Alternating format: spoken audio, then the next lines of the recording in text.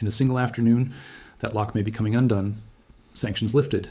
A door to the skies over the Black Sea creaking back open. So what did Washington actually agree to? And what does Moscow do now that its oldest strategic bet just got called? Welcome back to Professor Jiang Report. Wherever you're watching from today, thank you for spending this time with us as we break down a story that could reshape the balance of power in the Black Sea. If this kind of clear, grounded analysis is valuable to you, we'd be honored if you'd consider subscribing to the channel. It happened on the sidelines of a NATO summit in Ankara, Turkey. World leaders had gathered there in July 2026 for one of the alliance's most important meetings in years. But the moment that grabbed everyone's attention did not happen on the main stage. It happened in a quieter room, where President Donald Trump sat down with Turkish President Recep Tayyip Erdogan for a private meeting. What Trump said next surprised many people watching closely. He told reporters that the United States would lift the sanctions that had been placed on Turkey for years. "We're going to be taking the sanctions off," he said, sitting right next to Erdogan. He also said he would soon decide whether to sell Turkey the F-35, one of America's most advanced fighter jets. He called it a great plane, the best plane by far. To understand why this moment matters, people need to go back to 2019. That year, Turkey made a controversial choice. Instead of buying an American-made air defense system called the Patriot, Turkey decided to purchase Russia's S-400 system. This decision alarmed officials in Washington. They worried that having a Russian system next to America's stealth fighter jets could create serious security risks. A Russian radar sitting close to an F-35 might be able to collect sensitive data about the jet's technology. Because of this, the United States removed Turkey from the F-35 program in 2020. On top of that, Washington placed sanctions on Turkey under a law known as CAATSA, which stands for the Countering America's Adversaries Through Sanctions Act. These sanctions were designed to punish countries that did business with Russia's defense industry. For years, this decision created tension between two NATO allies who were supposed to be working together. Fast forward to today, and the mood has clearly shifted. Trump explained that Turkey stood by the United States during a recent conflict with Iran, and he argued that Turkey remains a loyal partner overall. He also said he had discussed the sanctions decision with key members of his cabinet, including Secretary of State Marco Rubio, Treasury Secretary Scott Bessent, and Defense Secretary Pete Hegseth. In Trump's view, punishing a friend no longer makes sense. "We don't want to sanction friends," he said plainly. For Turkey, this shift is a big deal. Turkey has the second largest army in NATO, right behind the United States. It also sits in one of the most important locations on the map, controlling the narrow straits that connect the Black Sea to the rest of the world's oceans. Every warship that wants to enter or leave the Black Sea must pass through these waters, and Turkey decides who gets to pass. This gives Turkey enormous influence over what happens in the region, especially during the ongoing war between Russia and Ukraine. The timing of Trump's announcement also matters. Russia's Black Sea fleet has been under constant pressure from Ukrainian drone and missile attacks. Ships have been damaged, and the fleet has struggled to hold its position. If Turkey eventually receives F-35 jets, it would gain aircraft that are very difficult for older air defense systems to detect. This includes the type of systems Russia has stationed on the Crimean Peninsula since 2014. In theory, stronger Turkish air power could shift the military balance in the Black Sea even further away from Moscow. Still, this is only the beginning of the story. Trump made it clear that no final decision has been made yet on selling the F-35s themselves. Lifting the sanctions is one step, but actually delivering fighter jets involves a much longer and more complicated process, one that includes American law, Congress, and unresolved questions about Turkey's Russian-made S-400 systems. So, while the announcement in Ankara marks a real turning point, the bigger question remains open. Will this actually lead to F-35 jets in Turkish hands? And if so, how will Moscow respond to a decision that could weaken its position in a region it has fought hard to control? Right now, the world is watching closely to see what happens next after Trump's announcement in Ankara. The meeting between Trump and Erdogan was not just a private handshake behind closed doors. It happened with cameras rolling and reporters standing just a few feet away, which means every word was captured and shared across the globe within minutes. During that meeting, Trump did not just talk about sanctions in a general way. He specifically named the law involved, the Countering America's Adversaries Through Sanctions Act, often shortened to CAATSA. This law has been sitting over Turkey like a heavy weight since 2020, blocking major defense deals between the two countries. By saying out loud that this weight would be lifted, Trump signaled a clear change in direction for how Washington treats Ankara. Erdogan, sitting beside him, appeared pleased with the direction of the conversation. For years, Turkish officials have argued that the sanctions were unfair, especially since Turkey remains one of the largest and most capable militaries inside NATO. Turkish leaders have often pointed out that their country shares a long border with conflict zones, plays a major role in regional security, and has provided serious support to Ukraine throughout the war. From their point of view, punishing Turkey while expecting continued loyalty never made complete sense. However, not everyone reacted with the same enthusiasm. On the other side of this story sits a very different reaction, coming from Israel. Israeli Prime Minister Benjamin Netanyahu spoke publicly about his concerns, stating that Turkey should not receive F-35 jets or the powerful engines that operate them. His worry centers on what analysts call the regional military balance. Israel has long depended on maintaining a technological edge over its neighbors, and handing advanced stealth aircraft to Turkey, a country whose government has taken an increasingly critical tone toward Israel in recent years, raises real concerns in Jerusalem. Inside the United States, reactions have also been mixed. Some lawmakers back in Washington have expressed hesitation as well.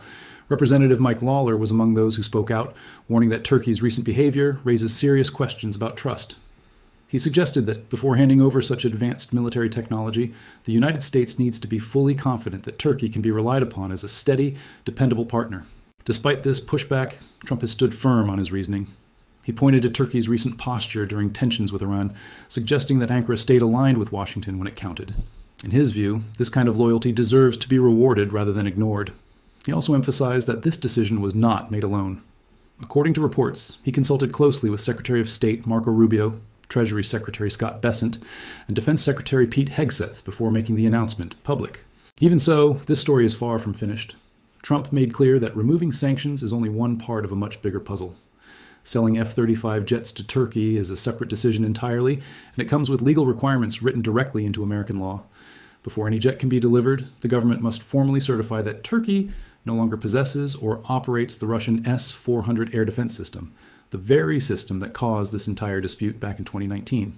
This creates an interesting puzzle for both countries moving forward. Turkey has shown no clear sign yet of giving up its S-400 systems completely. Some reports suggest a possible solution being discussed quietly, such as relocating the S-400 equipment to a third country instead of dismantling it. Nothing about that idea has been confirmed or finalized, and any such move would also require approval from Russia, since strict rules govern how these systems can be transferred or operated elsewhere. So while headlines are celebrating a dramatic shift in relations, the reality on the ground remains more complicated. Sanctions may be coming off, but the path to actual fighter jets landing in Turkish hands still runs through Congress, through legal certification, and through unresolved questions about Russian hardware sitting on Turkish soil. For now, both sides are watching each other carefully, waiting to see which step comes next. Every major decision in global politics creates ripples, and this one is no different.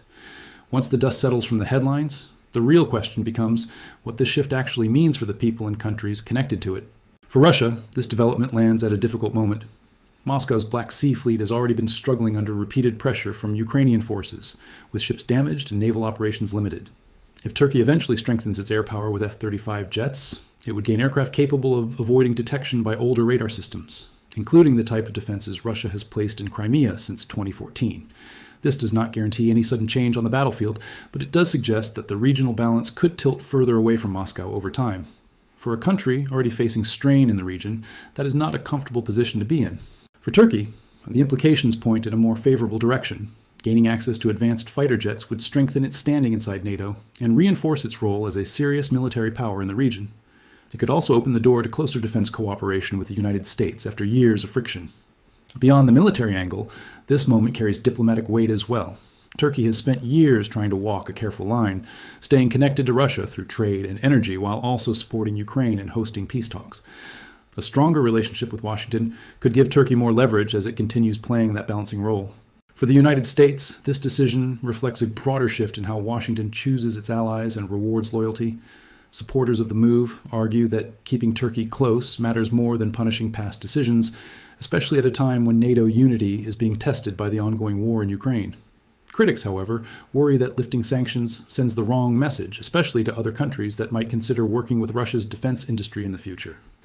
If Turkey faces little lasting consequence, some argue, it may weaken the pressure such sanctions are designed to create in the first place. There's also the question of Israel's position in all of this. Israeli officials have made their concerns clear, and their worry is not simply about Turkey itself, but about maintaining a broader military balance across the Middle East. If that balance shifts, it could affect how Israel approaches its own defense planning in the years ahead. This adds another layer of complexity to a decision that already involves several competing interests.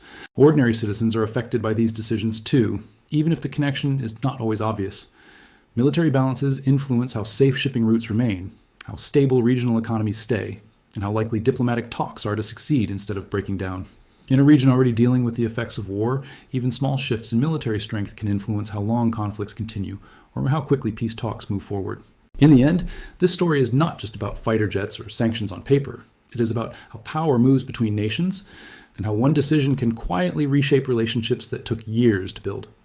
Whether this leads to lasting change or simply becomes another chapter in a long and complicated relationship still remains to be seen. So where does this story go from here? That is the question worth sitting with for a moment. A decision like this does not end with one announcement in Ankara. It opens up a much longer road, filled with steps that still need to happen before anything is finalized. The next major step to watch is the certification process required under American law. Before any F-35 jets can be delivered to Turkey, the United States government must formally confirm that Turkey no longer possesses or operates the Russian S-400 air defense system. This is not a simple formality. It requires clear evidence, careful review, and likely months of discussion between officials on both sides. Until that certification happens, the sanctions relief announced in Ankara remains only the first domino to fall, not the final outcome. There's also the unresolved question of what actually happens to Turkey's existing S-400 systems. Some reports have floated the idea of moving these systems to a third country rather than dismantling them completely. If that plan moves forward, it would need approval from Russia as well, since strict rules govern how such military technology can be transferred or relocated. Nothing about this idea has been confirmed, which means it remains one of the biggest open questions hanging over this entire story. Congress will also play a central role moving forward. Lawmakers on Capitol Hill have the power to support, delay, or challenge any final decision on the F-35 sale. Given that some members have already expressed hesitation, this process could face real debate rather than quick approval. Anyone following this story closely should expect hearings, statements, and possibly disagreements between different branches of government before a final decision is reached. For viewers watching this unfold, a few good questions are worth thinking about. Does rewarding Turkey with sanctions relief encourage stronger cooperation within NATO, or does it risk weakening the message that such penalties are meant to send? Should military balance in the Middle East take priority in this decision, or should NATO unity matter more? And how might Russia respond if Turkey's military strength in the Black Sea continues to grow? These are not simple questions, and reasonable people can view them differently. If this topic interests you, the best way to stay informed is to follow updates directly from credible established news organizations covering defense and foreign policy, along with official statements from NATO and the U.S. State Department. Big decisions like this one tend to develop slowly, with important details emerging over weeks and months rather than all at once. As this story continues to develop, one thing is already clear. A single meeting in Ankara has opened a conversation with consequences reaching far beyond that room, touching NATO unity, regional security, and the ongoing war in Ukraine. Whether this leads to a stronger alliance or new tension between old partners will depend on choices still waiting to be made. That brings us to the end of this 4-part breakdown. Thank you for following along and thinking through this story with a clear and balanced perspective. If you found this analysis helpful, consider subscribing to Professor Jiang Report so you do not miss how this story unfolds. Until next time, stay informed, stay curious, and stay grounded in the facts.